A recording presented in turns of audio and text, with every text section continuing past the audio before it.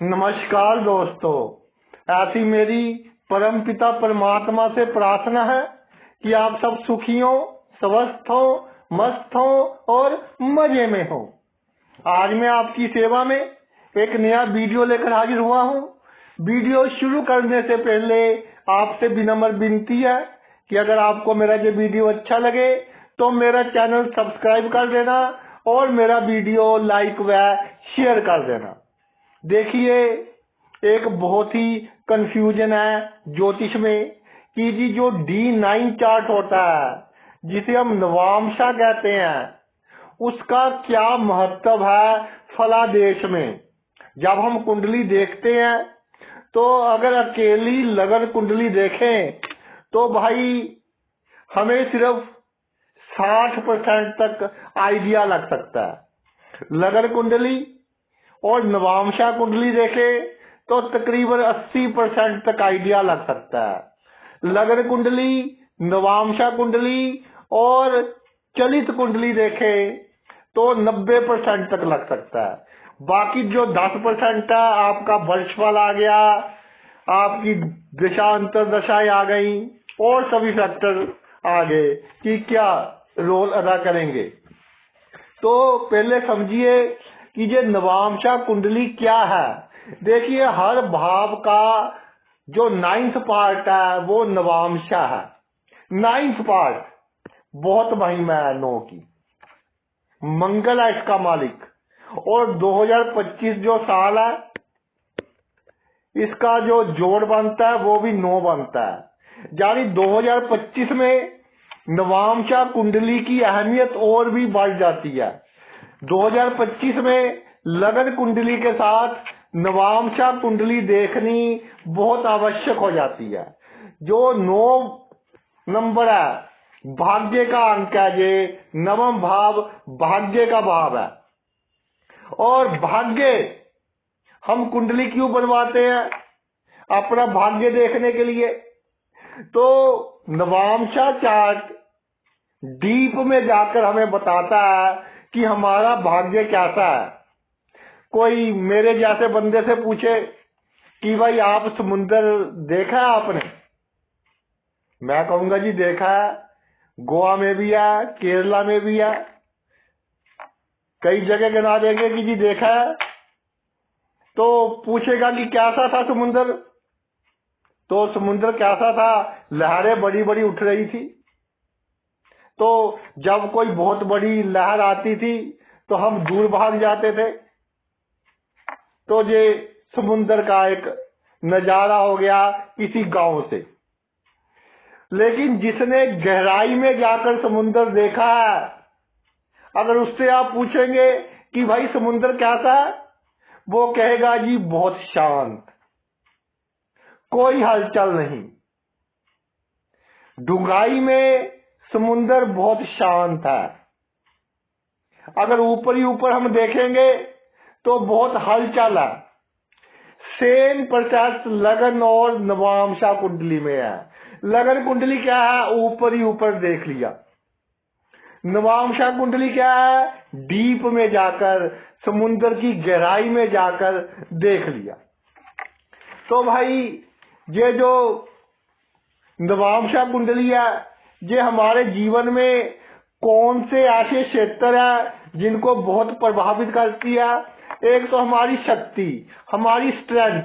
मान लीजिए 2 नंबर का आपका लग्नेश है और नवमेश की राशि भी 2 आ गई, तो लग्नेश वर्गोत्तम हो गया। यानी आपकी स्ट्रेंथ भी अच्छी होगी, आपकी पावर भी अच्छी होगी और आप खुश रहेंगे। बहुत अच्छा योग है और आप में इतनी एनर्जी होगी कि सभी कामों को करने की शक्ति रखते होंगे। कोई भी अंक हो सकता है, जहां 3 हो, जहां भी 3 हो, जो अंक जहां हो वो जहां पर हो, तो पूरी की पूरी कुंडली स्ट्रोंग बन जाती है। अब एक क्वेश्चन उठता है कि जी ऐसा लिखा गया है अगर किसी की कुंडली में 4 ग्रह उच्च के हैं वो राजा होता है, 3 ग्रह उच्च के हैं मंत्री होता है, लेकिन देखने में आता है कि उच्च के ग्रह जितने काम किए एक भी सफल नहीं हुआ। क्या प्रॉब्लम है? प्रॉब्लम आपकी आ गई नवांशा कुंडली में। मान लीजिए आपका सूर्य जहां है पंचम राशि में, जहां है मेष राशि में, सब क्षेत्रीय या उच्च क्षेत्रीय, और जहां आपका आ गया मान लीजिए तुला राशि में आ गया, जहां नीच का आ गया। तुला राशि में नवामास कुंडली में सूर्य आ जाए तो वीक हो गया ना। कितना भी आप प्रयास कर ले, जो आपने गलत काम नहीं किया होगा उसका इल्जाम आप पर लगेगा ही लगेगा। अहंकार बिना वजह का दिखा देंगे, गुस्से में आकर उसका आपको नुकसान होगा। अगर नवांशा कुंडली में मान लीजिए चंद्रमा नीच का हो गया तो लगन कुंडली में कितना भी मजबूत है, लेकिन आप इमोशनली कभी सेटिस्फाई नहीं होंगे। कितना कुछ मिल जाए, सब कुछ होगा आपके पास, लेकिन सेटिस्फैक्शन नहीं होगी। जल से खतरा रहेगा, पानी से खतरा रहेगा। विचारों में एक ऐसी ट्रैफिक कि दिमाग में हमेशा विचार ही चलते रहेंगे। और चंद्रमा क्या है? नर्सिंग, दूसरों की अच्छाई चाहने वाला। जहां जातक क्या होगा उसका अच्छा चाहेगा, जो जातक का बुरा चाहेगा। इसी तरह भाई 9 नंबर की राशि में कौन सा ग्रह नीच का होता है? केतु, नहीं सॉरी राहु। 9 नंबर की राशि में राहु नीच का होता है। तो नवांशा कुंडली में 9 नंबर की राशि में राहु आ जाए, आप कब क्या कर दे आपको ही नहीं मालूम, कब कौन सा डिसीजन ले लें आपको ही नहीं मालूम। उत्साह में आकर बड़े बड़े गलत काम कर देंगे, फिर बाद में क्या होगा? पश्चाताप। अगर राहु मान लीजिए जहां उच्च का है 3 नंबर की राशि में, जहां नीच का आ गया, तो इसका इफेक्ट सिर्फ आपको 25% मिलेगा, क्योंकि नवांशा कुंडली में ये नीच का आ गया। ऐसे ही मान लीजिए 10 नंबर की राशि है और जहां आपके गुरु महाराज विराजमान हो गए। गुरु ग्रह ऐसे ग्रह है कि पीटते काम है, घसीटते दिक्का, तो तैयार हो जाइए भाई, दुनिया घसीटेगी। जैसे धार्मिक स्थान, जैसे मंदिर है कोई, उसकी घंटी कोई भी बजा सकता है, तो आपकी घंटी भी कोई बजा देगा। और बकरियां जैसे सड़क क्रॉस करती है तो साइकिल वाला भी घंटी बजाएगा, कार वाला भी हॉर्न बजाएगा, बकरियां डरकर भागेंगी। अगर शेर सड़क क्रॉस कर लो तो वहां जो गाड़ी ड्राइव कर रहा होगा उसके पास वाला कहेगा धीरे कर ले, साइड में ले ले, बापू जा रहा है तेरा। तो तब इसका सिनेरियो बदल जाएगा। कब बदलेगा? जब जहां मान लीजिए नीच का और जहां भी नीच का आ गया तो वर्गोत्तम हो गया। जो ग्रह लगन में भी और नवांशा कुंडली में भी एक ही राशि का हो, चाहे नीच का हो, उसकी स्ट्रेंथ बढ़ जाती है। लेकिन जो नवांशा में नीच का आ गया, लगन में उच्च का है, तो वो फल नहीं दे पाएगा। इसी तरह आपका मान लीजिए 12वीं राशि में बुध नीच का नवांशा कुंडली में, तो बिना मतलब की टेंशन, बच्चों जैसी जिद, और कोई वस्तु पसंद आ जाए, जब तक आप वो वस्तु ना खरीदे आपको चैन नहीं आएगा।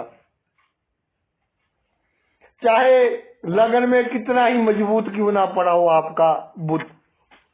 अगर मान लीजिए 6 राशि में शुक्र महाराज नीच के पड़े हैं, तो मेरी बात याद रखना, ऑपोजिट सेक्स के लोग आपकी बदनामी का कारण बनेंगे, आपकी तरक्की में रुकावट का कारण बनेंगे, और किसी ऐसे व्यक्ति के साथ संबंध हो जाएगा जो आपके इज्जत के लिए भी अच्छा नहीं होगा और आपके पैसों की ठगी तो लगाएगा ही लगाएगा। और अगर शनि महाराज आपके नीच के हो जाए तो स्ट्रगल करते रहे, फल नहीं मिलेगा। नहीं तो शनि की आदत है कि स्ट्रगल करने के बाद पूरा फल मिलता है, लेकिन अगर नवांशा कुंडली में नीच के हो गए तो बहुत कम फल शनि महाराज आपको दे पाएंगे। तो इस तरह से जो ग्रह नवांशा कुंडली में नीच का हो गया, लगन में 4 ग्रह उच्च के हैं, नवांशा में नीच के हो गए, दुश्मन राशि के आ गए, तो आप तरक्की नहीं कर पाएंगे। और एक सबसे बड़ा क्वेश्चन अराइज होता है कि जी ये कुंडली तो विवाहिक जीवन की है, लिखा होता है जी कंप्यूटर में स्पाउस की है, हमारे जीवन साथी की है। ऐसा नहीं है।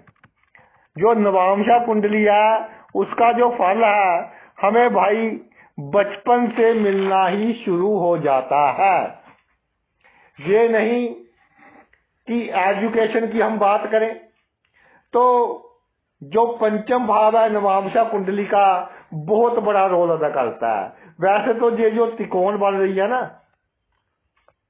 1, 5, 9, ये 3 भाव नवांशा कुंडली के सबसे महत्वपूर्ण भाव है आपके भाग्य को बनाने के लिए। आप कितने भाग्यशाली हैं, आप अपने कार्य क्षेत्र में कितने कामयाब होंगे, उसके लिए ये 3 भाव भाई बहुत अधिक आवश्यक है। जितने मजबूत होंगे उतना आपको अधिक लाभ होगा। तो ये एजुकेशन के भी हैं और कैरियर के भी हैं, दोनों तीनों भाव। और सबसे बड़ी बात जो आपके केंद्र के भाव है, देखिए इसको तो हमने त्रिकोण में ले लिया, केंद्र के जे भाव रह गए, जे त्रिकोण बन गई, यानी 4, 7, 10। जो ये 4, 7 और 10 भाव हैं, ये वो भाव है जो आपके मृत्यु के समय अधूरी इच्छा रह गई थी, या पहले जन्म के जो आपके गुण थे, इन भावों पर डिपेंड करता है कि ये कितने स्ट्रॉन्ग है और इस जन्म में आप कितने गुणवान हैं, कितने विद्वान हैं, इस भाव पर डिपेंड करता है। नवांशा कुंडली की महत्ता लगन कुंडली से इसलिए भी बढ़ जाती है क्योंकि जो लगन है 2, सवा 2 घंटे बाद चेंज होता है, लेकिन नवांशा कुंडली 13-14 मिनट बाद चेंज हो जाती है। इसलिए ये मोस्ट प्रेशियस और एक्यूरेट हमें रिजल्ट देती है। जो नवांशा कुंडली है उसका जातक पर बहुत प्रभाव पड़ता है। एक बात है D9 चार्ट है, भाग्य का चार्ट है, तो नवांशा कुंडली में अगर कोई ग्रह कमजोर हो, आप मेहनत कीजिए, वो मजबूत हो जाएगा। भाग्य का कुछ भाग हमारे हाथ में होता है बनाना। ग्रह लगन कुंडली में मजबूत है, नवांशा में वीक है, मेहनत कीजिए उस भाव से संबंधित जो बातें हैं, तो आपको बहुत अधिक तरक्की मिलेगी। अगर नवांशा कुंडली का लगन और लग्नेश दोनों बलवान हो, अपनी राशि में हो, मित्र की राशि में हो, उच्च की राशि में हो, तो आपकी लगन कुंडली में जो राजयोग बन रहे हैं उनका आपको पूर्ण फल मिलेगा। केंद्र त्रिकोण योग बन रहे हैं उनका पूर्ण फल मिलेगा। देखिए मान लीजिए इस कुंडली की बात करते हैं, इसका मालिक मंगल है और इसका मालिक बुध है, तो मंगल बुध मान लीजिए इकट्ठे जहां आ गए,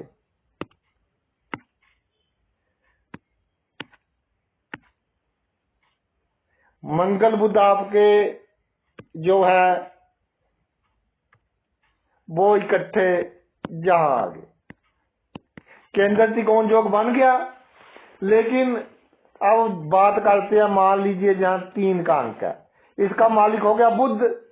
अब इसकी पोजीशन कैसी है उस पर डिपेंड करेगा कि ये राजयोग आपको कैसा फल देगा। अगर इसकी पोजीशन अच्छी है, विन विन वाली सिचुएशन, नहीं तो जितनी आप में गुण है उसके अनुसार आपको फल भाई नहीं प्राप्त होगा। और जो नवांशा कुंडली है वो अगर मजबूत है तो जो आपकी कुंडली की कमजोरियां हैं उसको बहुत हद तक कम कर देगी। कुंडली में जितने विपरीत योग हैं, गलत योग हैं, कमजोर ग्रह हैं, नवांशा कुंडली में अगर अच्छे योग बन रहे हैं तो लगन कुंडली की कमजोरियां भाई खत्म कर देगी। बहुत बार ऐसा देखते हैं कि उच्च के ग्रह पड़े होते हैं। हमने एक्सपेरिमेंट किया कि जिन भिखारियों को अपना डेट टाइम याद था उनसे पूछा कि भाई क्या है आपका डेट टाइम, तो कई भिखारियों की कुंडली में 3 ग्रह उच्च के पाए गए, लेकिन नवांशा कुंडली में प्रॉब्लमेटिक थे तो वो तरक्की नहीं कर पाए। आईएएस ऑफिसर की कुंडली में 3 ग्रह नीच के पाए गए, नवांशा कुंडली में बहुत मजबूत हो गए, वो आईएएस था। तो ये ब्यूटी है नवांशा कुंडली की। और कई लोग कहते हैं जी स्पाउस की कुंडली है, विवाह के बाद आप एजुकेशन देखेंगे, पढ़ेंगे क्या? नहीं, ऐसा नहीं है। नवांशा कुंडली से हम सिर्फ ये कह सकते हैं कि हमारा जीवन साथी कैसा होगा। जो सप्तम भाव है, दसम से दसम है, चौथे से चौथा है, लगन से सप्तम है, तो आदि कुंडली के गुण इसमें विराजमान हो जाते हैं। यदि जन्म कुंडली का एक भी दुर्बल ग्रह नवांशा कुंडली में मजबूत हो जाए तो इसे कहते हैं नीच भंग राज योग। कोई भी ग्रह कितना कमजोर हो, नवांशा कुंडली में उच्च का हो जाए तो थोड़े संघर्ष के बाद जातक को भाई बहुत अधिक मदद मिलती है। अब मेन मुद्दा है शादी का। लगन का 7वां भाव बताता है कि हमारी इच्छा ये है कि हमारे स्पाउस में, हमारे पार्टनर में ये गुण हो, लेकिन नवांशा कुंडली का 7वां भाव बताता है कि आपकी ये इच्छा पूरी होगी कि नहीं होगी। ये एक बहुत बड़ी बात है कि आपकी ये वाली इच्छा पूर्ण होगी या इच्छा पूर्ण नहीं होगी। और इसका जो स्पेशल इन्फ्लुएंस है उन लोगों के साथ है जिनके आपके साथ बहुत अच्छे संबंध है, लीगल संबंध है। लीगल संबंध भाई किसके हैं? लीगल संबंध एक तो आपके जीवन साथी के हैं कि अग्नि के सामने फेरे ले लिए तो हमारा जो हिंदू कानून है पूरी तरह से लागू हो गया। जब फेरे ले लिए तब से जिसके साथ आपकी शादी हुई है वो उसका और आपका एक बहुत बड़ा रिलेशन बन गया। और पार्टनरशिप में जो काम है वो भी लीगल अफेयर है। कोर्ट केस हो जाए वो भी आपका लीगल अफेयर है। ये सभी नवांशा कुंडली के 7वें भाव से देखे जाते हैं। अगर 7वां भाव जो है नवांशा कुंडली का जहां पर सूर्य विराजमान हो जाए तो भाई आपका जीवन साथी या जिसके साथ साझेदारी में व्यापार हो या जिसके साथ आपके संबंध बहुत अच्छे हो उसको संगीत बहुत पसंद होगा, स्वाभिमान यानी प्राउडी होगा। और सूर्य मजबूत हो तो समाज में बहुत बड़ा नाम होगा, बहुत अच्छी फैमिली से वो बिलोंग करता होगा। अगर भाई जहां चंद्रमा विराजमान हो जाए 7वें भाव में तो सीधा सीधा इसका मतलब है कि जिसके साथ भी आपके बहुत बढ़िया रिलेशन है, पति पत्नी बहुत सुंदर होंगे और सुशील होंगे। आपके पार्टनर के साथ अच्छे रिलेशन है, कामकाज में वो भी सुंदर और सुशील होगा। और किसी बंदे के साथ आपके अच्छे रिलेशन है, वो भी कोमल हृदय का होगा, निष्पक्ष होगा और किसी से अन्याय नहीं करेगा, न्याय पसंद होगा। इसी तरह सप्तम भाव में अगर मंगल विराजमान हो जाए नवांशा कुंडली में, तो भाई व्यक्ति का स्वभाव थोड़ा गर्म होगा, ईगो बहुत जल्दी हर्ट हो जाता है और इसकी बात कोई काट दे तो प्रॉब्लम होती है। ये सब निशानियां आपके पति पत्नी में होंगी, या जिसके साथ आपका पार्टनरशिप में काम है उसमें होंगी, या जिसके साथ आपके बहुत अच्छे रिलेशन है। लेकिन तर्क वितर्क के मामले में बहुत अच्छा है।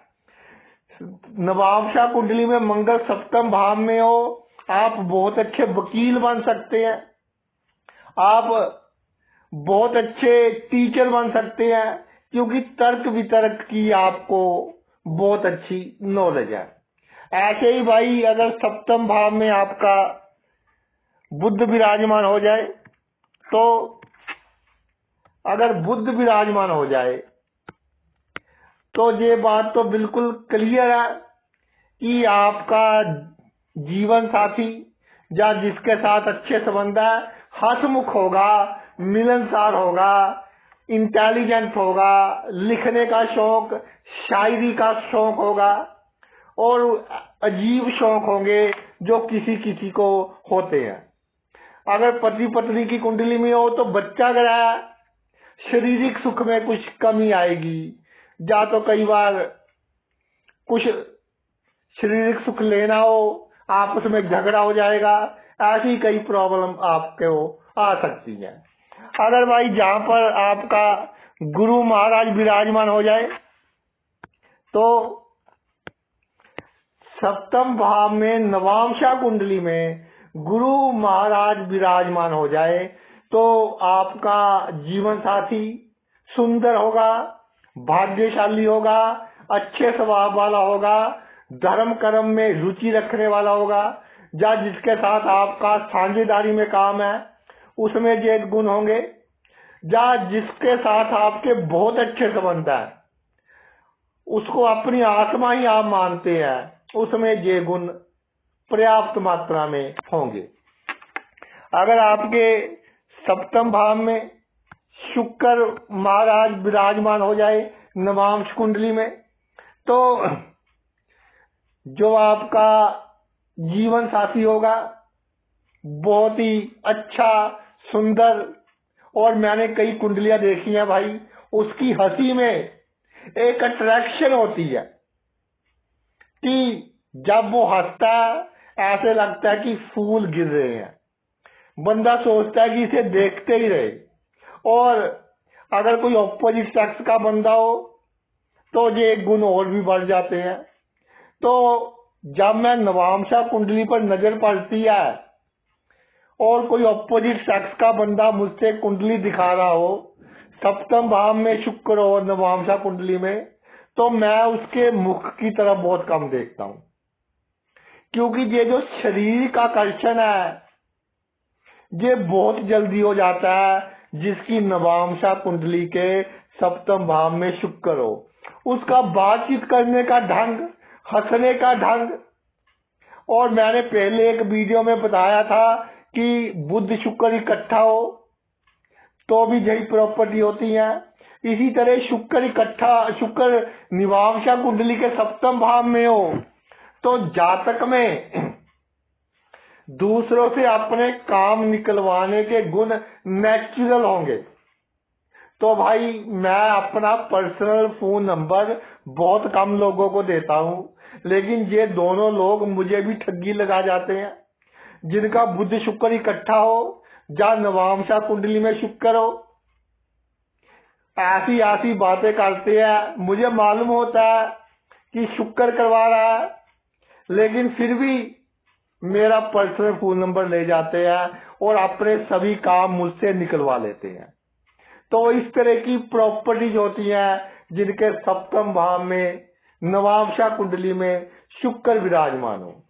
अगर शनि महाराज विराजमान हो तो जातक नाप तोल में पड़ा रहता है कि मेरे असूल नहीं है, मैं क्यों इसका बुरा करूं, मैं क्यों इसका बुरा कर कर अपना अगला जन्म खराब करूं।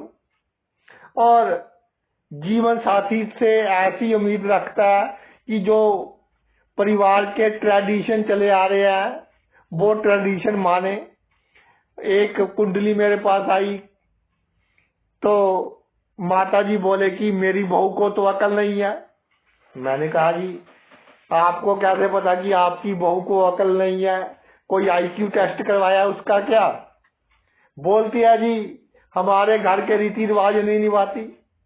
मैंने कहा जी कौन से रीति रिवाज। कहते हैं जी मैं आपके सामने बैठी हूँ, मैंने सिर ढका कि नहीं ढका। मैंने कहा जी आपने बिल्कुल सिर ढका है। वो कहती है जी ऐसी है कि जीन टी शर्ट पहनती है, टी शर्ट भी शॉर्ट होती है, सिर ढकने की बात तो दूर। और जो हमारे रिश्तेदार आते हैं, आस पड़ोस के लोग आते हैं, मैं तो उसको बाहर ही नहीं निकालती, चाय भी खुद ही बनाकर पिला देती हूँ। अगर मम्मी मम्मी कहकर मेरे पीछे आती है कि मैं चाय बना देती हूँ, मैं उसके हाथ जोड़ देती हूँ। तो मैंने कहा कि बहन समय बहुत बदल चुका है, समय के साथ जो बदलेगा वही सरवाइव करेगा, दूसरा बंदा सरवाइव नहीं करेगा।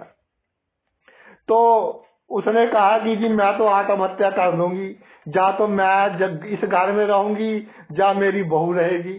और बेटा फंस गया। अक्सर ऐसा ही होता है, माता की और पत्नी की लड़ाई झगड़े में बेटा फंस जाता है। तो बेटा का भी मेरे साथ बहुत प्यार था, कहता अंकल मेरे साथ तो मेरी तो दिन की चैन खराब हो गया, रात की नींद खराब हो गई।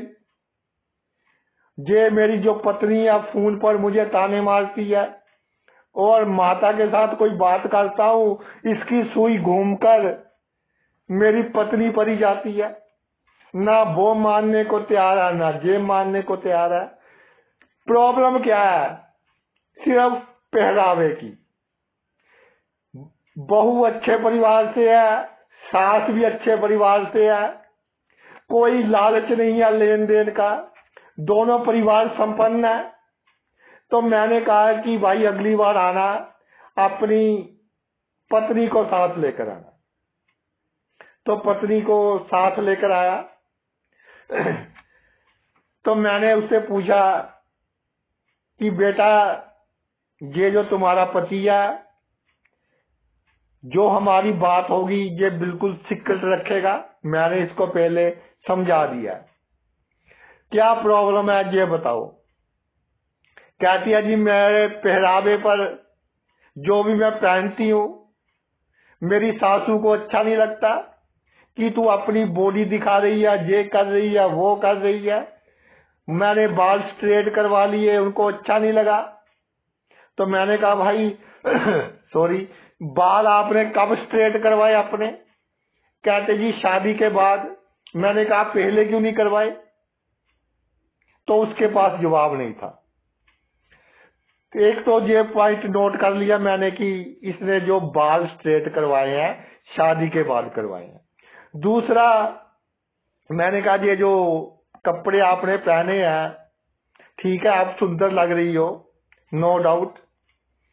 जीन पहनी है और जो आजकल वापर चले होते हैं पता नहीं भाई क्या बोलते हैं।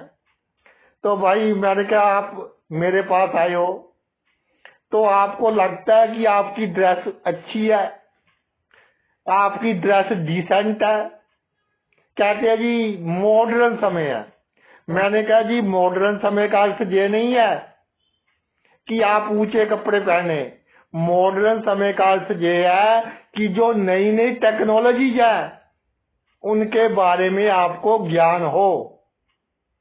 कोई आपने फॉर्म फिल करना है, कहीं अप्लाई करना है, तो आपको इंटरनेट का उपयोग करना आता हो ये जो ऊपर हाथ मारते रहते हैं फोन पर, तो किसी से पूछो भाई क्या कर रहे हो, कहते हैं जी रील्स है।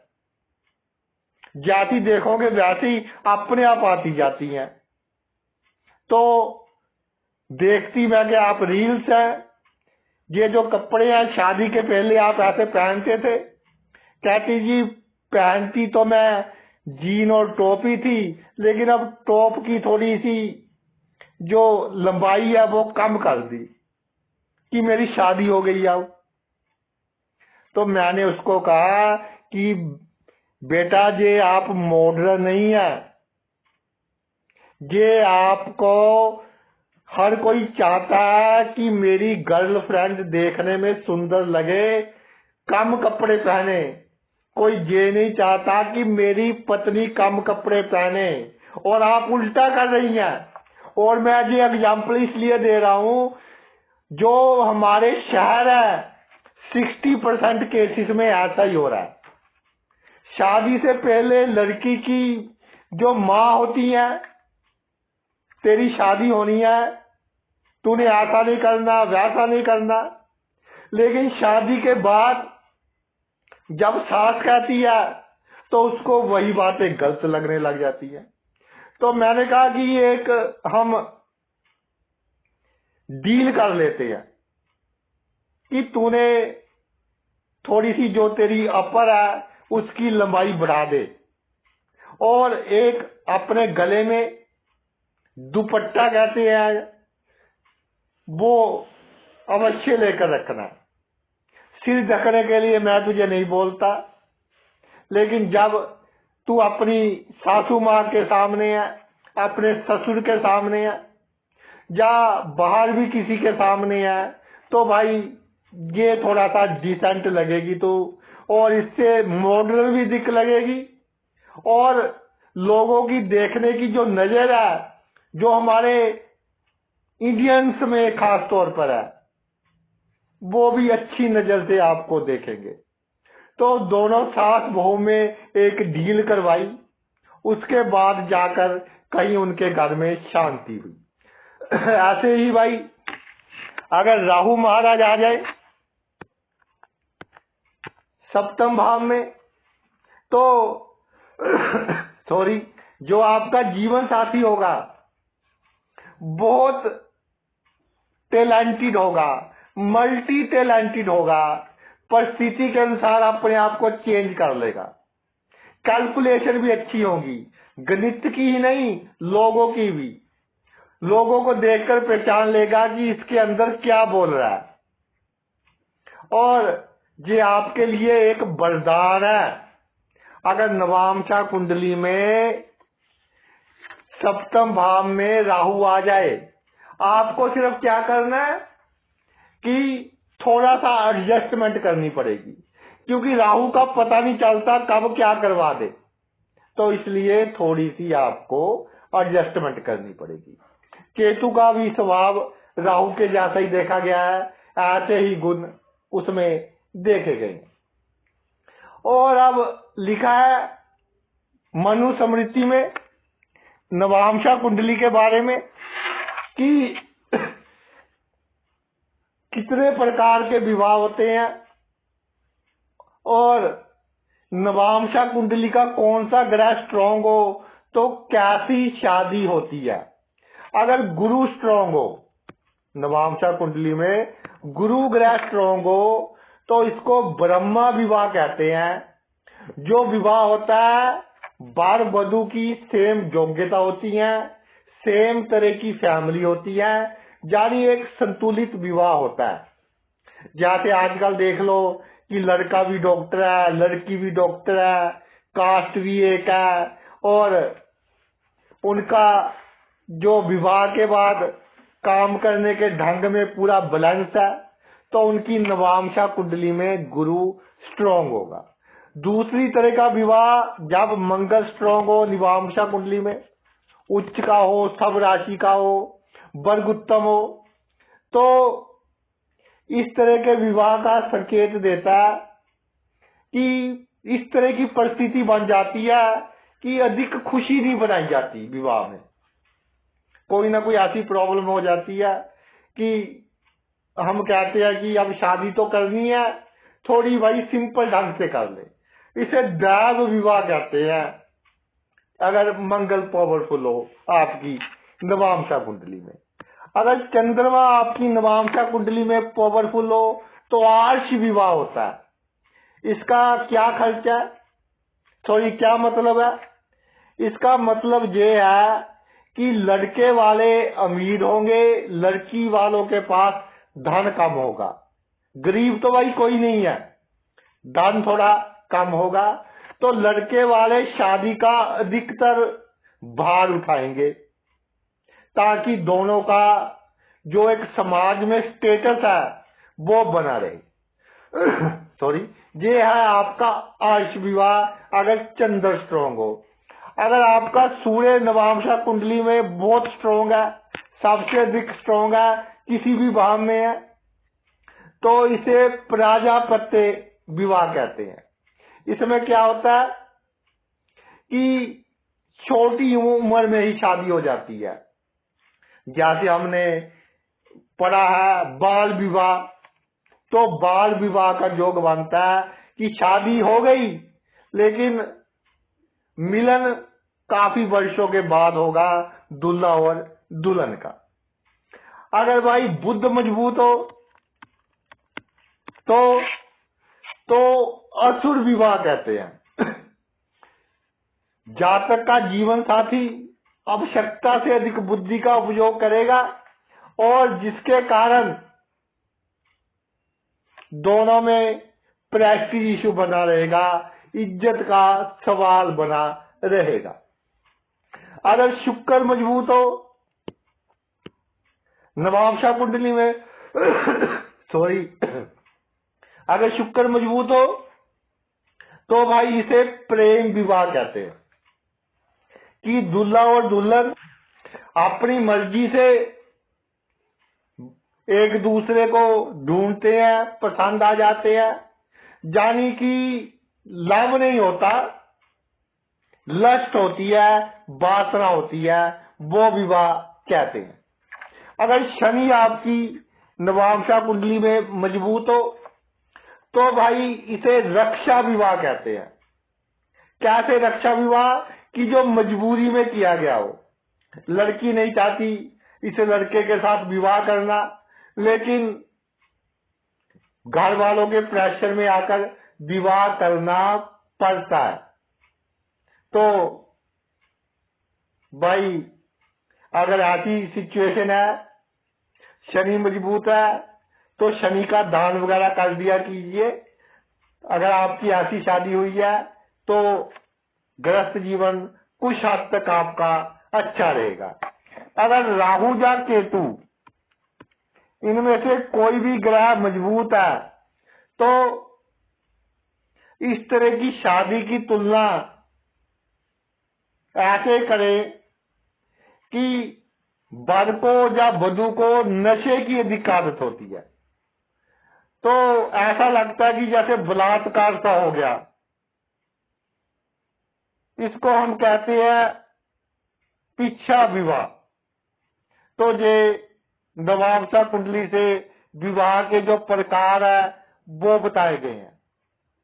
और अब कुछ और पॉइंट की चर्चा करते हैं जो नवांशा कुंडली में मुख्य रूप से हमने देखने चाहिए कि कौन कौन से ऐसे नुक्ते हैं।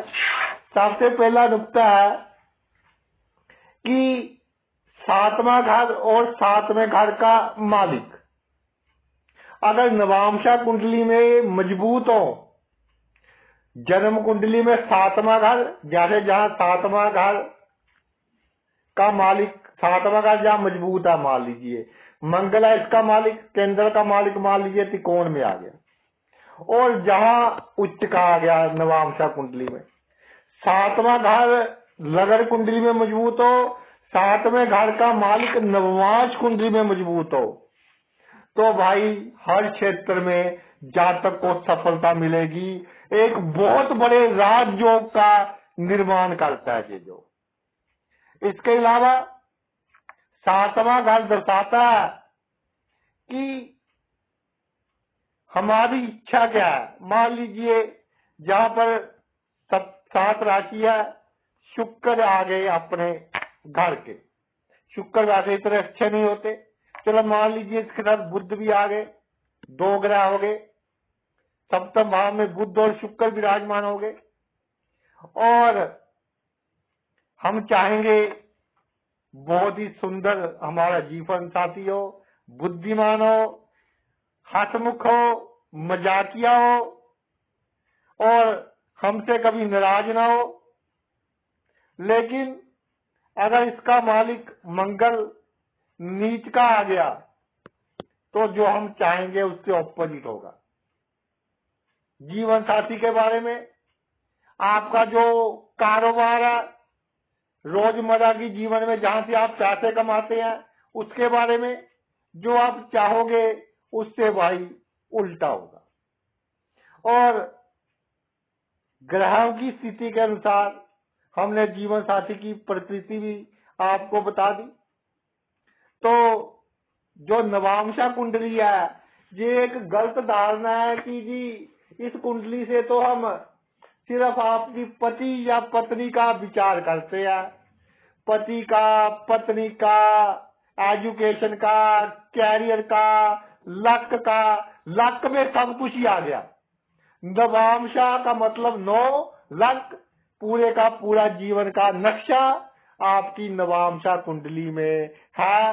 तो जब भी लगन कुंडली देखनी हो, ये जो नवांशा कुंडली के सूत्र मैंने आपको बताए हैं, ये पूरे एक्सपीरियंस के साथ मैंने बताया, इनका उपयोग करने के बाद जो सही सूत्र है वो आपको बताए हैं। तो भाई ये आपको कहीं पढ़ने को नहीं मिलेंगे। तो आपने अपना इतना कीमती समय निकालकर ये वीडियो देखा, मैं तहे दिल से आपका आभारी हूँ। थैंक्स।